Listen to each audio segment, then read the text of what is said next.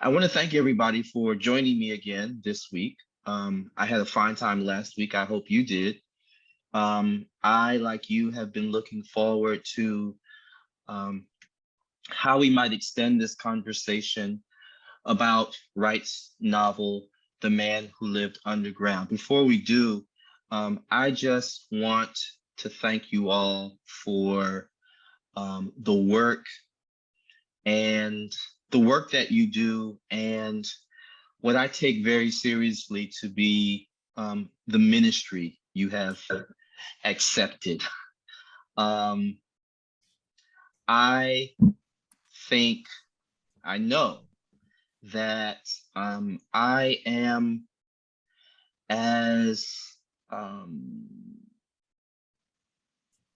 creative as I am as lucky as I am as um, deeply inspired as I am by what I do, in what I do, because of past teachers. I happen to be on in a mayoral forum last week, and probably 5 of the 7 leading mayoral candidates for New York City mayor were part of the forum. And each of them was asked to say something about education, public education in particular. And I was surprised and a little dismayed, frankly, that for all of the creative programs each of the mayoral candidates gave voice to, none of them seemed to imagine that investing in teachers was the highest priority, or at least they didn't give voice to it. Perhaps they felt as if that campaign commitment had already been previously given by previous mayoral candidates. I don't know, but I would have loved to have heard how the city could re-up in its commitments to teachers. So I want to thank you. I hope the city will also. But that aside, I want to return to The Man Who Lived Underground. And I want to do so by beginning with a passage that I think is equal parts pivotal and provocative. I have been trying to identify where the turning point in this novel is. And it seems to me that there are 2 or 3 potential turning points in the novel. But I just want to identify one of them because I think it picks up on one of the significant themes I put to you last week. And I just asked us to consider this passage, which begins on page 119. And I asked that we consider it as the basis for our conversation, or at least, if not the basis of our conversation, a launching pad for our conversation.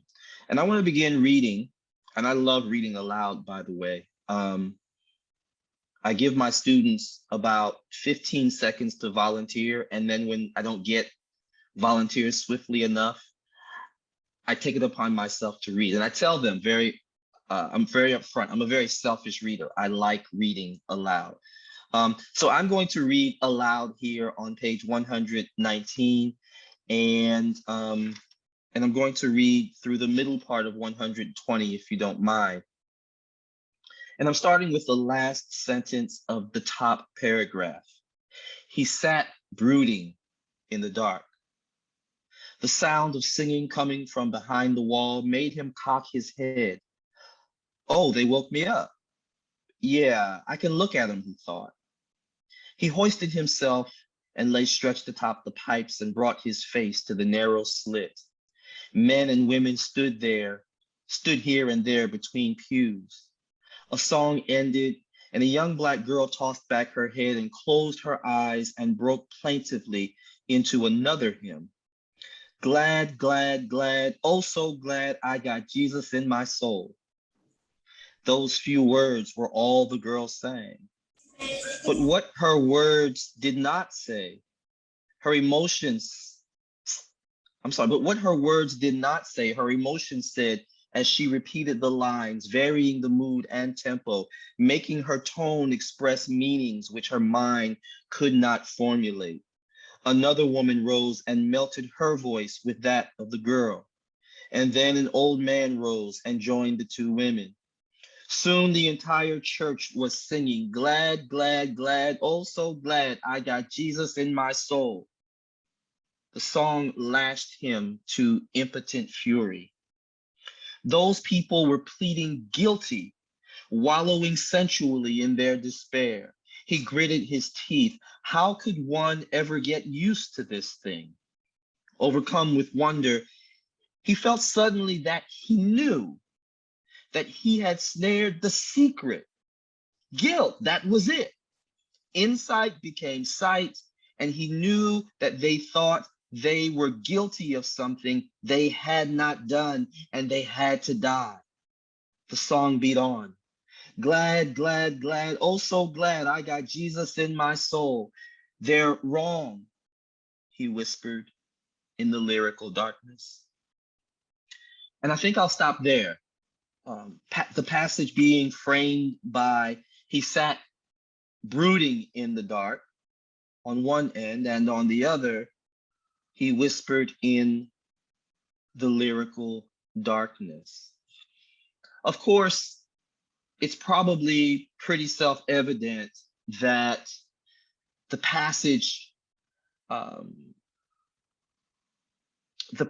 I've read sort of suggests itself as having significant bearing on the theme of guilt and religion that I raised last week. But I also want to make sure that we don't fail to note what we might call the musicological elements of this novel. There's a way in which understanding this singing, understanding this music, helps Fred Daniels understand himself. And so these two things, I think, represent two considerations that we should hold in the balance as best we can. Because I think that they bear on one another. And in some ways, this passage helps us to begin to think through the relationship between what I have identified as guilt, by which I mean, Zach, I think it was, who posed this question to me. By guilt, I mean nothing so much as a feeling of constitutional condemnation. So I want you to think about the word condemnation each time you hear me invoke or evoke the language of guilt. I mean condemnation. And I mean a kind of congenital condemnation, or the feeling of a condemnation that one would seem to have been born with, one that is not easily abated, one that is nearly inescapable. This guilt is the secret. And it seems to me, at least from the vantage point of Fred Daniels, that he is beginning to see how the religious practices of those who occupy this small, presumably storefront Black church in some unnamed urban center are navigating guilt. But what I find particularly ironic, potentially, is the idea that even as they are seeking to navigate, perhaps assuage themselves of that feeling of congenital or constitutional guilt, that they might be participating in the very system that creates the guilt in the first place. Now, I don't know if you've had a chance to think about this. I don't want to spend today's time lecturing, so I want to pause and invite you to weigh in here. Ask yourselves whether or not you are tracking me in the first place, but secondly, whether you're tracking to the degree that you're tracking me or tracking with me is harmonious with your read, your understanding, your sense or feelings about what's happening with Fred Daniels in this underground, which I frankly want to call this life world, this other life world. Any comments, reactions, thoughts, provocations, disagreements, pushbacks? Please don't let me do all the talking. Aquilin, did I say that correctly? You did. I ironically had kind of underlined that section as well because it really stood out to me, especially because I grew up in the Midwest. My parents are from the South, so they kept us in church, not every Sunday, but pretty frequently. What city? Detroit, from Detroit. Detroit, okay. And my parents are from Middle Georgia. Okay. So they're a few hours outside of Atlanta, where they were born and raised. So it stuck out to me, you know, because I'm thinking like this is layered. There's something else that he's saying here. And when you said constitutional condemnation, I thought of birthright. It's almost like he feels that this is a futile exercise, right? In this spirituality or in singing these songs because you're going to be guilty anyway. Yeah. You know, you'll be seen as guilty even when you're innocent, even when there's no evidence to prove that you're guilty. So what's the point? And then it made me think about my students. And, you know, there's been a lot of talk of restorative justice and, you know, the way we approach students with trauma-informed practices. And it made me consider how many of them may feel guilt anyway, and how that guilt may play into helplessness and possibly giving up, you know, and figuring it's not worth the fight at all. Yeah, I really appreciate that on many levels. You're right that your students may, since it's also likely that we may also feel some measure of guilt. I'd be interested to know whether we've spent any amount of time thinking about where that comes from. But beyond that, I think you're right to say that Fred Daniels imagines that this is all a fruitless practice because one is condemned regardless of what she or he may do, may have done, may not have done at all. And I'm sort of looking for a passage because I think Fred Daniels says as much almost explicitly, that what he was hearing seemed like a futile practice. And if anyone, maybe I'll find it here in a moment, but if anyone finds it, I would love you to bring it to our attention. Oh, page 66. So Aquilin is correct, because at the top of the page, Wright writes, this thing was his enemy. It condemned him as effectively as had those policemen. It made him feel guilty, but at the same time, he felt that this guilt was futile. For what could he do in the face of this? And one of the interesting things about the lines I just read is that indeterminate pronoun this. I'm sort of forgetting some of the technical language of grammar, which at a certain point no one holds us accountable to anymore. But since I was good at grammar, I feel like I should remember it. So whatever this is indeterminate, and I do know it's the subject of this sentence. That much I remember, right? What is this? And it's repeated twice, right? This thing, and then what could he do in the face of this? Now, that first this might refer to the corpse of the infant that floats in the sewage before him, because that's the scene that immediately precedes this thought. This thing was his enemy.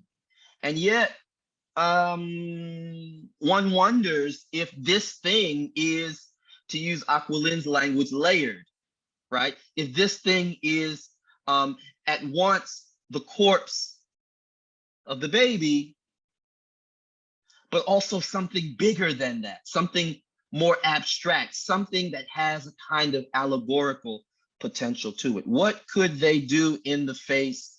What could he do in the face of this? Anybody else? Jacob. Yeah, thank you. First of all, the connection that you left us with at the end last time that we're talking about now between the sort of local criminal guilt in the story and the larger religious guilt has been such a huge way of opening up the story for me. And so my mind is moving in a million different directions with it, but I wonder, so if this is a problem that, and obviously as Wright says in that essay at the end, it's partly his own personal grappling with the legacy of his grandmother and her history. Right. But if this is like a problem that Wright is diagnosing with religion through Fred Daniels, I guess my question is, what is that problem that he's naming? What is he pointing at? Is he pointing at Black communities and Black religion and saying we are internalizing guilt, or is he also trying to talk about the ways that white America thinks of Blackness and treats Blackness like original sin, like inherited or naturalized guilt? And then I guess alongside that, my question is, or my thought is that there are other ways of treating some of those or there are other religious traditions, I suppose, that have been much more liberative, rather than guilt-inducing, and the ways that I think the Black church and Black folk theology intersect with civil rights and Southern freedom. And so some of the thinkers that I'm influenced by, James Cone and obviously Martin Luther King Jr. So I'm thinking about how complex that is and where the finger, I guess, is pointed. So like I said, a jumble of things there, but this has really, really opened up the story in so many ways to me. So thank you, Jacob, for asking the question. And I can't presume to have the final answer, but I think I have an informed answer. And my informed answer is yes, which is to say that none of the things that you identified is mutually exclusive of the other, right? It is an internalization of guilt that is ritualized in Black religion, but it is also the case that the same history of Black religion that helps internalize guilt or promotes on some level an internalization of guilt is also that which is liberative, right? So one can't point her or his finger in only one direction. In fact, I'm not sure, frankly, that the pointing of the finger is as helpful a notion as thinking about the messiness of all of this. And what is Richard Wright doing but wading through the messiness in the way that Fred Daniels is trying to navigate this underground, right? Yes, it is Black religion that is of concern to him. It is an acknowledgement of the liberative history of Black religion. It is an acknowledgement of the sort of assimilation of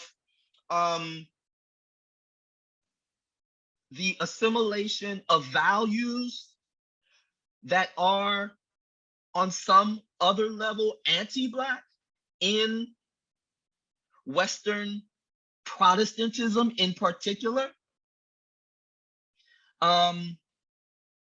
And it is also the projection of guilt onto Black people by those who believe themselves to be white, right?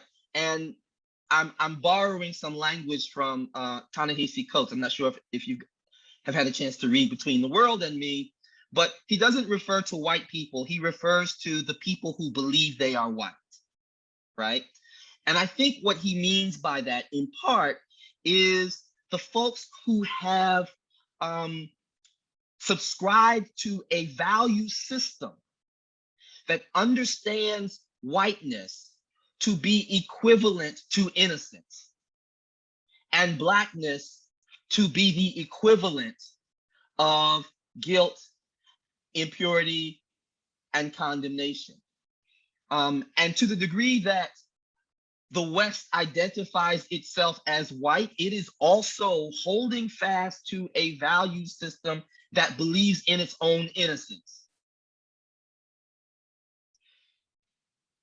Let me also call to everyone's attention a passage on page 126 and 127. I'll read it and then I'll be quiet because I want to hear from others, but I think it speaks to the very question and quandary that Jacob raises. I'm reading at the bottom of the page. The paragraph begins as he gripped, but I want to start with, he wanted to scream to Murphy that the man was innocent, that the man did not know anything, that no one knew anything, that no man could explain his innocent guilt. He wanted to yell, he's innocent, I'm innocent, we're all innocent. The thoughts came to him so hard that he thought he had actually yelled them out, but he had not spoken. His teeth were clenched. The words had screamed inside him, hot words trying to burst through a tight wall. And again, he was overwhelmed with that inescapable emotion that always cut down to the foundations of life here in the underground, that emotion that told him that though he were innocent, he was guilty. Though blameless, he was accused. Though living, he must die. Though possessing faculties of dignity, he must live a life of shame. Though existing in a seemingly reasonable world, he must die a certainly reasonless death. And I can't help but read backwards on that first passage. Glad, glad, glad I got Jesus in my heart. And that young lady who writes says, throws her head back and begins to sing. I can't help but wonder if, in fact, her emotions, the feeling that she is emitting, are those that defy the very words she's singing, that she too is screaming inside something that is different than the simple words, glad, glad, glad, I got Jesus in my heart. It's almost as if she could be singing anything. The lyrics matter less than the feeling. I don't think you understand Black gospel if you don't understand that. That the feeling conveys something that even the words themselves cannot. Words are impoverished to convey the depth of thought and feeling that the gospel singer, Mahalia Jackson, might convey. Others, you know, you got to talk or I'll just keep running my mouth. I get inspired and I get chatty. So don't let me get chatty. I mean, I want to be chatty because I want to be inspired. But by the same token, I don't want to be so chatty that you don't get to talk. Carla, thank you for reminding me about the antecedents. I had forgotten. So please, why don't you, I see your hand up. Why don't you weigh in here? So I have to admit, reading this book really triggered me. I wanted to throw the book at the wall after I finished reading it. And I wanted to ask you, and I'm sure it's going to take us in a different direction, but what do you make of the fact that Fred Daniels like stops thinking about his wife and his child? What do you think Richard Wright was trying to say with that? Because I kept thinking to myself, why is he not thinking about Rachel? Why is he not worried about his child? Like, what do you think Richard Wright was trying to say? So that's an excellent question. I really appreciate it. You might remember last week as I left you with a few questions, I said, you know, maybe we can talk about gender. But I didn't want to say any more than that because I worried that I would tip my hat. And if I were to have tipped my hat, I would have asked the very question that you asked. What's up with his forgetting Rachel altogether? Now, we might say something about his grandmother, but let's talk about Rachel for a moment, who delivers a child and he's nowhere to be found. From the moment he flees the hospital, the moment he flees the custody of the police. Now, at some point, Carla, in the essay Memories of My Grandfather, Wright tries to give an account of himself. He says, and I'm trying to remember, yeah, it's on page 199. Now I'll say frankly that I was not at all concerned with whether I wrote about a woman or a man. I imagine men and women react more or less alike to religious reality, or if they possess a religious disposition, they react more or less alike in the world in which we live. What I was concerned with was extracting from my grandmother's religious personality a certain way of looking at the world and putting this way of looking into operation in an environment. Now, I underscore those words not because of what they say about his grandmother, but because I think they might be the basis of Wright's own self-defense as it concerns forgetting about Rachel. Now, Carla, I'm not sure whether this critique is one to be leveled at Richard Wright or it's one to be leveled at Fred Daniels. I, frankly, want to hold Richard Wright accountable. I'm not convinced that Richard Wright wants to say something wants to say something positive by a negative representation of Fred Daniels. I am of the mind, unless someone persuades me otherwise, that this isn't just Fred Daniels' omission. This isn't just Fred Daniels' oversight. This is Richard Wright's oversight. And that he understands the male figure as representative in a way that women figures in his own mind cannot be. If he could have as easily represented a woman as he seems to suggest on page 199, then why didn't he? And why hasn't he over the full part of his career that I can recall, even though he is profoundly inspired by Gertrude Stein's 3 lives, and those 3 lives are women's lives, and the one life that inspires him most is the figure of Melenchthon in Gertrude Stein. So maybe I'm unwilling to think more rigorously than that, Carla, but my instinct says that Fred Daniels and Richard Wright should be subject to a criticism, the kind of criticism that that inspires you to want to throw the book at the wall. Here's the other thing, Carla, that I think you might find interesting. So Richard Wright was, for a good portion of his career, established in Chicago, right? From Mississippi to Chicago. And in Chicago in the 1930s and the 1940s, infant and maternal mortality were significant crises in Black communities. You might be aware that it continues to be a crisis in Black communities.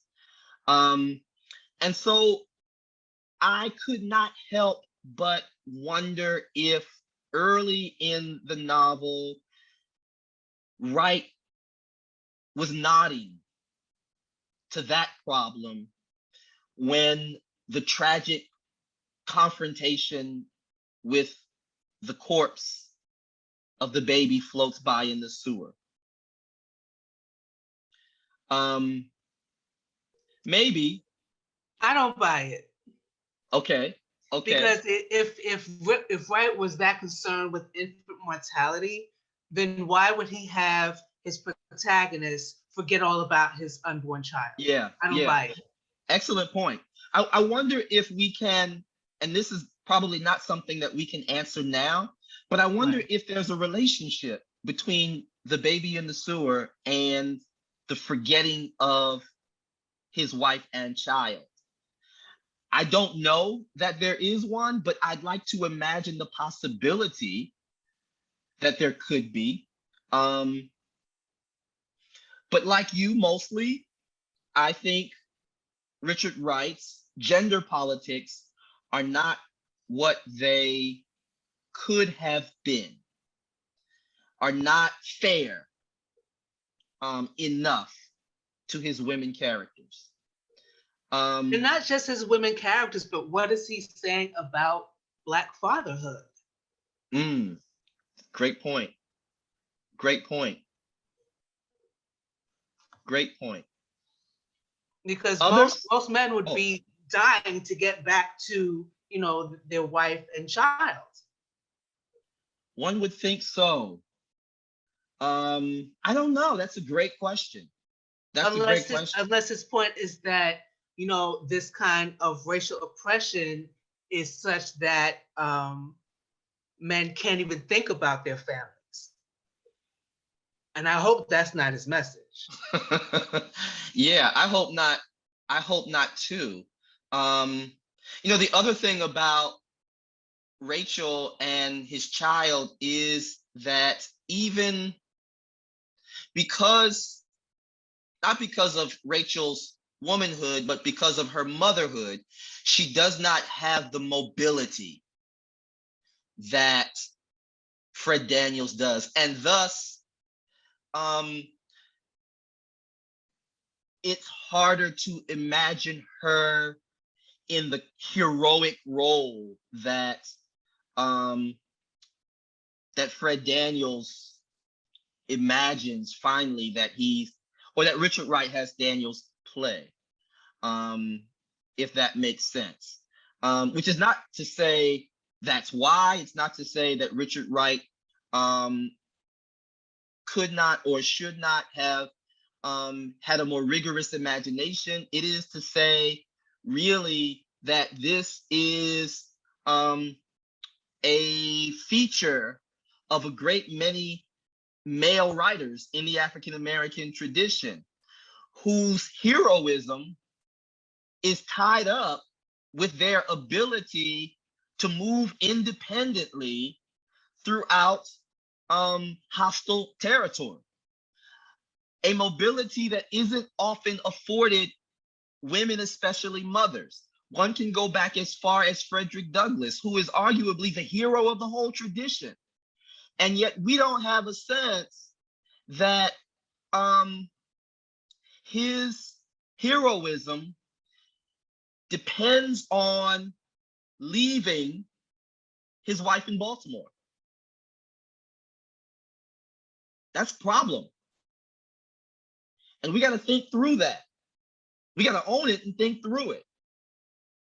Maybe the degree to which African American male writers have imagined themselves taking on the heroic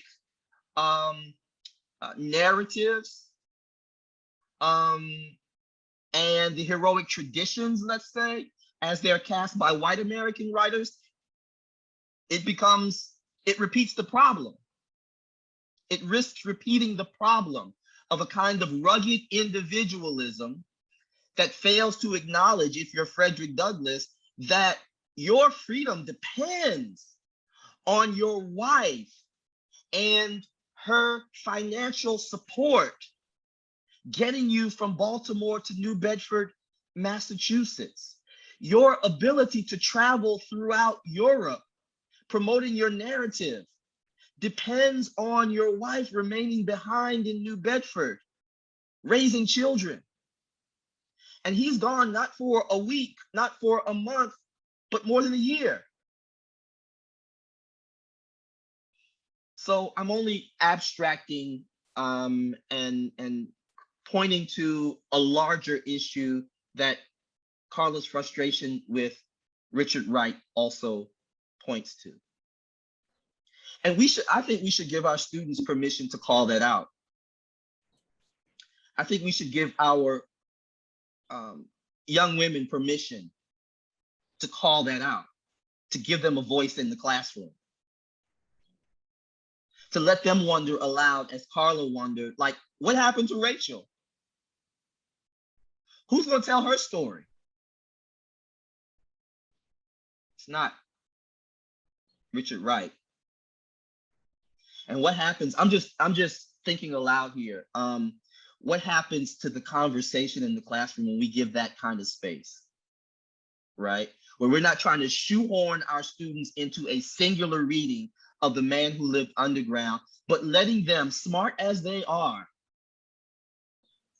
come to the place of critical relationship to the text, a yeah, but relationship to the text. I appreciate that you've brought Richard Wright to us, but what about Rachel? May I jump in? Please. Thank you. So my question is two parts. So one, given this book and given how I took it all in, to me, I'm thinking about it as an Afro-pessimistic text.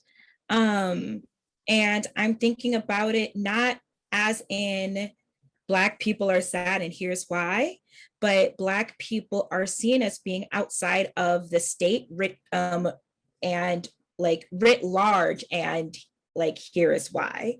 I'm also thinking about what it means to be guilty and not. But when I first started to read this book, I was thinking about who is who is this book for? And to me, that's been the problem that I've had with Wright is he writing for Black audiences in the 1940s and 50s and 60s?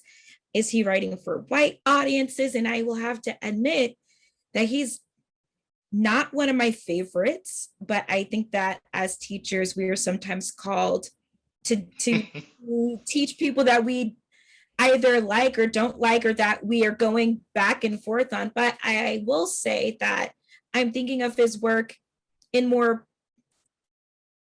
I'm still trying to think through what I think of as like his worth. He's certainly important, right? And like he needs to be part of that sort of pantheon of greats, but I am thinking through who he was writing for, how would we teach this book, how I would teach this book, how he sort of elides the how he sort of elides Blackness with like maleness.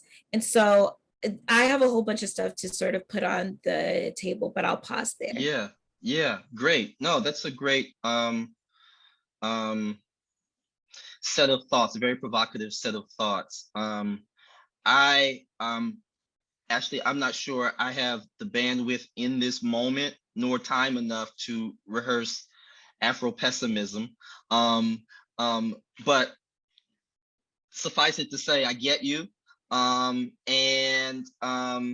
know, the thing I'd say is that it's conceivable to me that the novel operates on two levels, that the above ground is absolutely the space of Afro-pessimism, but the below ground might be something else. To call it optimism, I'm not sure, but that division, I think, is an important one as we consider who Wright is writing for. Now, I want to be very intentional about how I even cast that phrase, because when we say that the author is writing for a particular audience, sometimes what we mean is the author is writing to a particular audience. But the preposition for also has the connotation of representativeness, right? So there's a way in which I think we could say Richard Wright might be writing for a Black audience to a white one, right? Now, it doesn't work easily or neatly always, I recognize that, but in general, that would be how I would describe it. Because his occupying the underground, which is sewer for everyone above ground, but is a life world, is to use some language by W.E.B. Du Bois, whom I'm sure many of you have read or studied at some point. Richard Wright's underground is analogous to Du Bois's life behind the veil, right? It is the life world, which I cannot resist calling it, that is mostly unseen, but vibrant, with its own rules, with its own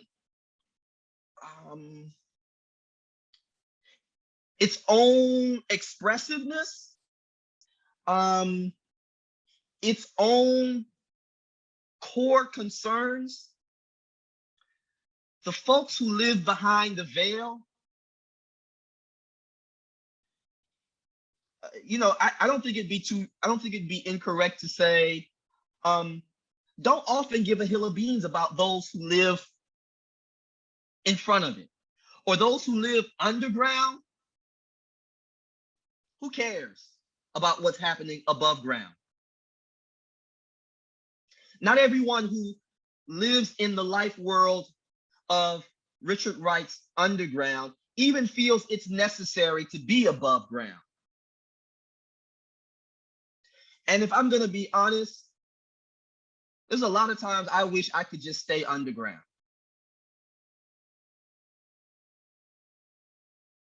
And that underground isn't the place of secrecy necessarily. It isn't me wanting to engage in some covert activity. It is me wanting to inhabit the very space of Blackness that everyone above the ground sees as meaningless, sees as waste, sees as insignificant. Am I making sense? Are you tracking? I don't want to keep going and not feel like folks are getting me. Thank you, Aquilin. Thank you, Zachary. Yeah, Sarah, you want to weigh in here? Yeah, so this is making me think about a couple of things that you've spoken about today, but also the first question you posed to us. How do you respond to these three phrases from the NPR story? Different dangers of the underground, legality, mortality, and morality, New York subconscious. I listened to the podcast again, and the music is eerie. The sound is choppy, and it made me think that all of these words, below, subconscious, dangers, immediately correlate to a space that is less than. And the irony of those two phrases with darkness that you brought up, brooding and lyrical, like there's so much space for life in those in those words. And so there's this question for me about like the irony and the paradox of darkness, which seems to be at the core of what's going on. Yes, I love that, because if, like me, and I think Ashley too, perhaps others, you follow any of the emerging literature in what we call Black studies today, you will quickly come to understand how scholars in Black studies are not concerned only with foregrounding Black people, but are concerned to interrogate the uses and misuses of the idea of Blackness itself, right?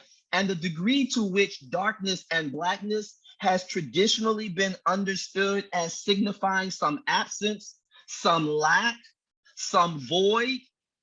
It denies the enormous potentiality of darkness itself. That darkness is generative of, one has only to think of the creation account, right? That darkness isn't just void. In the creation account, the creator creates the world out of the darkness, not out of nothing, but out of the darkness. And that the darkness represents the possibility of everything, right? Think of darkness that way, as the raw material for everything. And so Black Studies wants us to really think long and hard about the uses and abuses of the language of Blackness, the value systems built up around Blackness as lack, as void, as absence, as deficiency, and whiteness as innocence and purity and wholeness. And what system but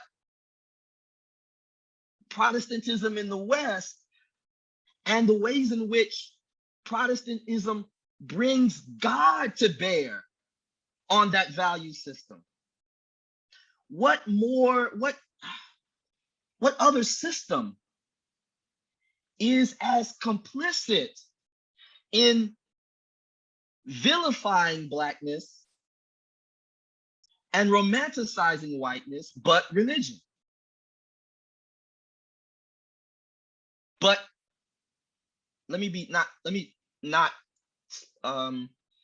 generalize too much. I'm thinking of New World American Protestantism or New World Protestantism specifically.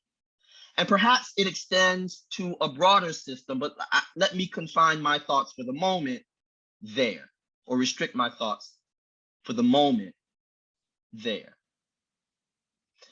Which brings us all the way back to the messiness of it that we began this conversation with. Devik, help me pronounce your name correctly, please. Devek. Devek, thank you. Go ahead, sir.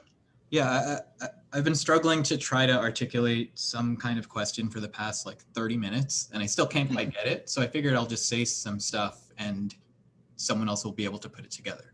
But I think this, I'm fairly certain, moderately certain that it connects to the point Sarah was making and the point that you had made prior to that about Wright wanting to kind of reconcile potential contradictory concepts. And like I was rereading the memories of my grandmother essay, and the one part that, or one of the parts that stood out to me is yet this callousness towards others, this disdain of things relating to the life of society as a whole, was united with an abstract, all-embracing love for humanity.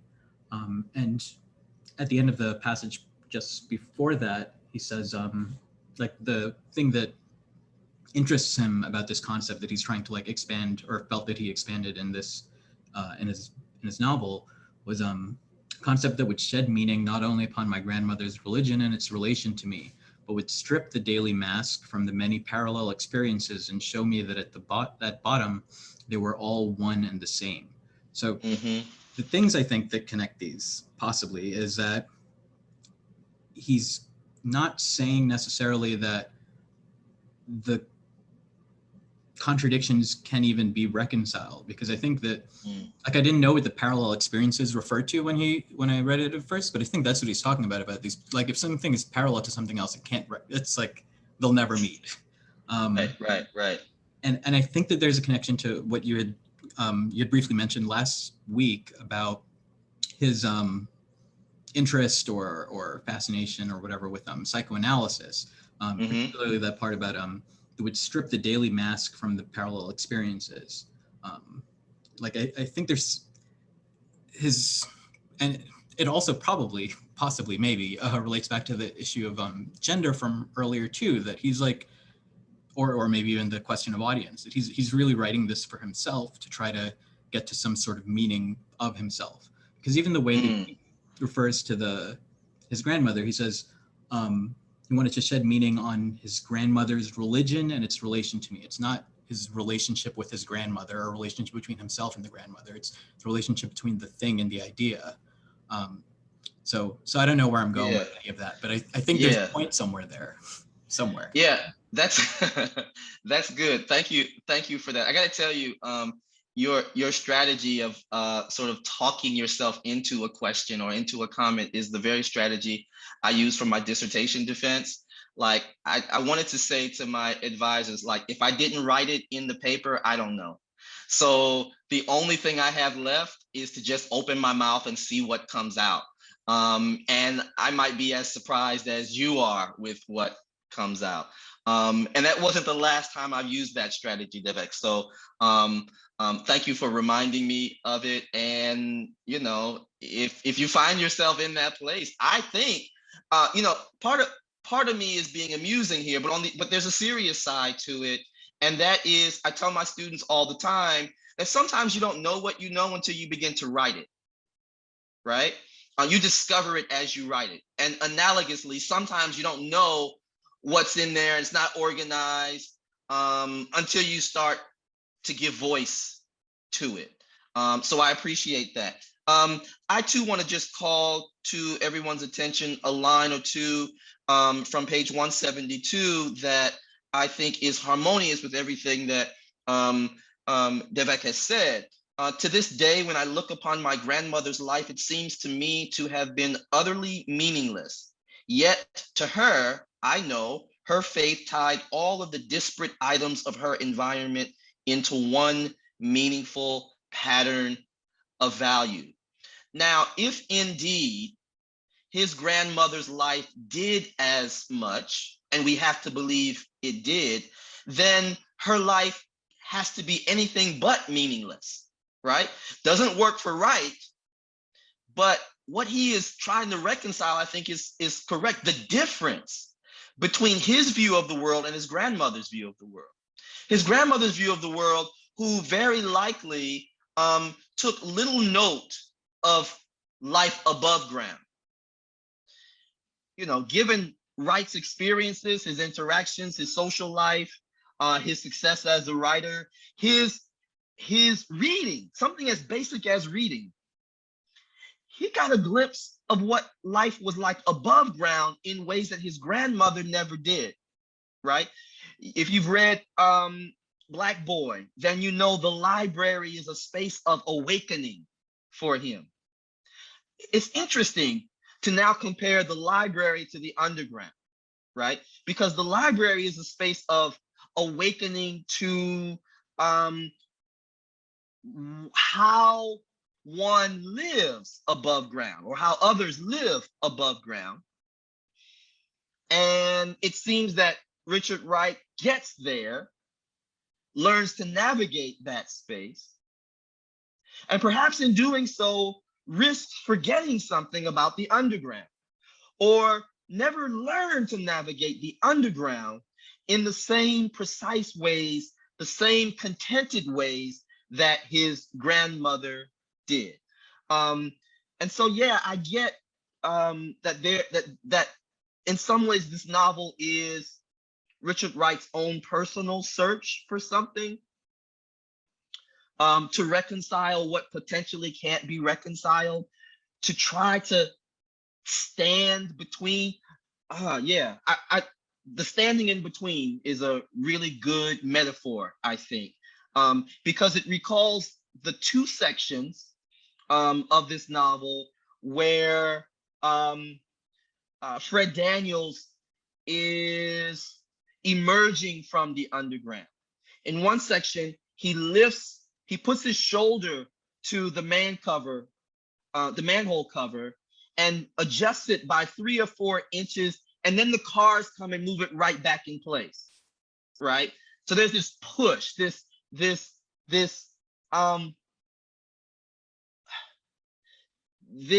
unsuccessful entrance or re-entry into the above ground, the world above ground. And then shortly thereafter, he succeeds, right? And before he fully emerges to the world above ground, there's this moment of lingering between, right? Where traffic is going by and the drivers are shouting at him, "Why don't you put up a red light?" And he says, "They thought I was a workman," right? But in that moment, he's standing in the middle, like below his waist, he's still below ground, but above his waist, he's above ground. It's that liminal, to use some psychological language, right? That liminal space that he's occupying. And then if you read that passage again, you'll note that his re-entry above ground is a rebirth. It's very muscular, the language. It's almost obstetric. It is a rebirth that is almost physically felt as such in that moment. So I don't know if I've brought any clarity to Devik's sort of thinking about this. I'm confident I haven't answered anything specifically, because I've had to open my mouth and just talk. But maybe others have some sense of how this comes together. Some of what we raised today, we will not be able to fully understand in the short time we have together what took 2 or 3 years for Richard Wright to assemble. One of the things thank you, Dexter. One of the things I think I'm good at is seeing that people are thinking. And I was looking at Dexter, and I could tell the wheels were turning. So he finally raised his hand before I could even call on him. But I do want to hear from you, Dexter. Tell us what you've been thinking. Yeah, I did have quite a few thoughts though, particularly that whole idea behind religion and you know, him sort of Fred sort of not appreciating everyone's you know, acceptance or take on religion as a way to help save them. And the reason why that came up in me, these thoughts came up in me, because I was actually thinking about traditional pre-European African religion, you know, before the introduction of Christianity in Africa, and the you know, the types of you know, religious structures and religious beliefs that were there before, and how religion was actually used to take those traditions away, to demonize those religions, and then instill another form of religion that allowed you know, enslaved Africans to be oppressed. Yes. Within that space, you see, you know, Africans moving between the world of traditional African religion and this new world Christianity religion. And during the evolution of religion, you keep seeing that, at least from my perspective, actually seeing, you know, Black Americans, and I'm from the Caribbean, so understanding the influence of, you know, traditional religions like voodoo and how that has been looked at. You know, it just had me thinking that, you know, we have so much to navigate and so much to move back and forth in between. I can imagine Fred, in his ability to be able to move from above ground to kind of underground, how traumatic that experience could be and has been for him, and how that kind of manifests in our lives as well, when we seem to want to reconcile you know, Christianity on our terms as well. So Yeah. your thoughts. Yeah, that's very keen. You reminded me again of the passage I invoked earlier of the young girl singer who whom Wright says leans back and begins to sing sings her song with deep meaning, dim meaning and deep tones. And there's a way in which I can't help but wonder, given what you said, Dexter, if beneath those words are not just tones, sounds, and feelings, but traditions that are remembered in the body, but not necessarily in one's public consciousness, right?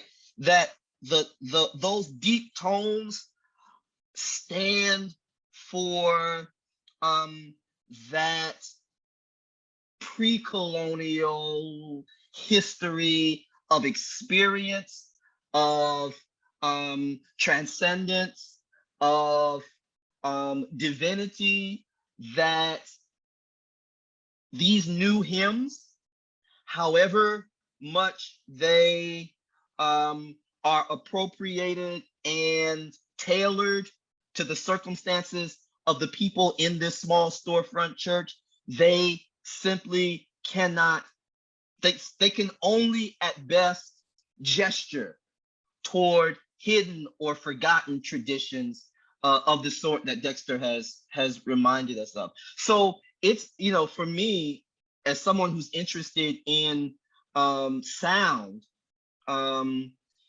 it's even beyond the sound of the voice. It's what the sound of the voice evokes, conjures. It's what those deeper sounds conjure. And what those deeper sounds conjure are traditions that have escaped us or maybe they haven't escaped us, but they too operate below ground. They operate beneath the line of the lyric, and so on. I can't say it any better than Derek did, so I should stop trying. Um, but suffice it to say that more than one scene in this novel, for me, seems to bear Dexter out.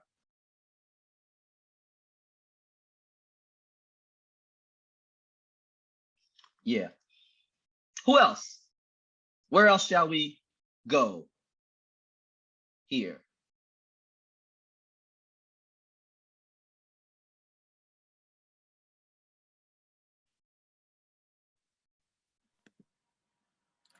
Hi, me again. Go ahead, Sarah. I just wanted to agree with Ashley that I constantly question the inclusion of so much Richard Wright in our education canon.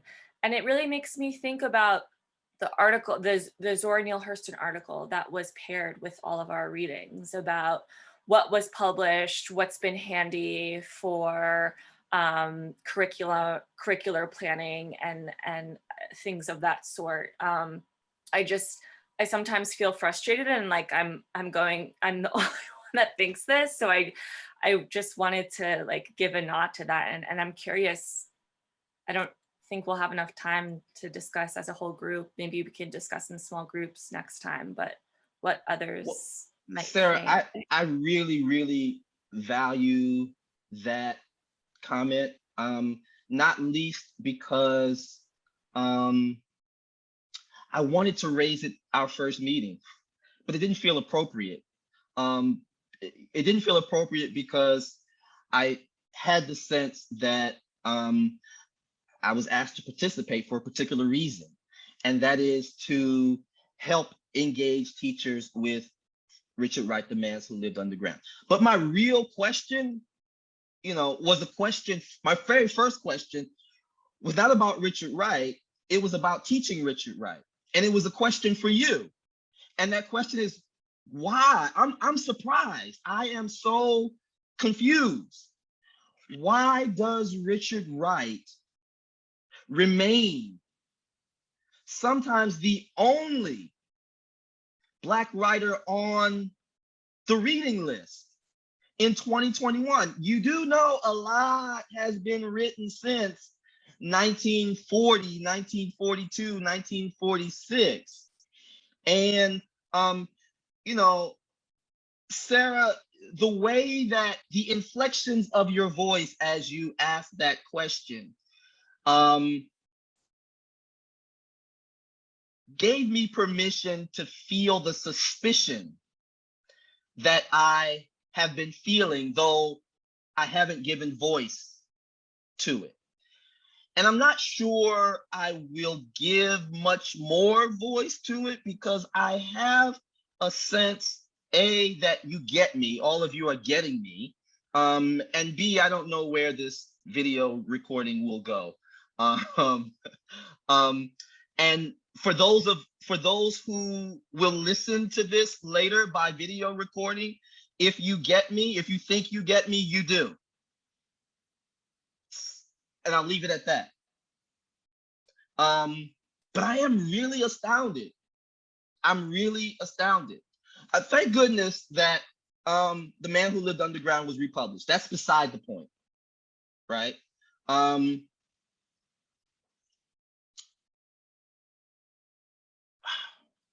much work do we have to do to help our students identify with a novel written more than half a century ago? Listen, not that can't be done, not that we shouldn't do that, not that it is not profitable for us to do that work. But I am interested to consider the degree to which this is heavy lifting in light of the fact that there are usually no other mediating texts that help us get our students there. Does that make sense? When I say mediating text, I mean, you know, you're very fortunate if you get to teach 2 or 3 texts by men and women of color. And to the degree that you can get your students interested by giving them something that is more familiar than the environment of Richard Wright's 1940, let's say, Chicago. Let me put it this way. I teach a class called Black Autobiography. And almost everyone starts with starts with Frederick Douglass or Harriet Jacobs. And last year I decided that, of course, I would teach those works because they're important works and I wanted my students to have some familiarity with them. But we always presume that our students can make the leap from the 21st century to the 19th century easily. I decided not to assume that at all. And what I started with, and I have this, you know, I have this luxury teaching at a university, I started with Jay-Z's memoirs.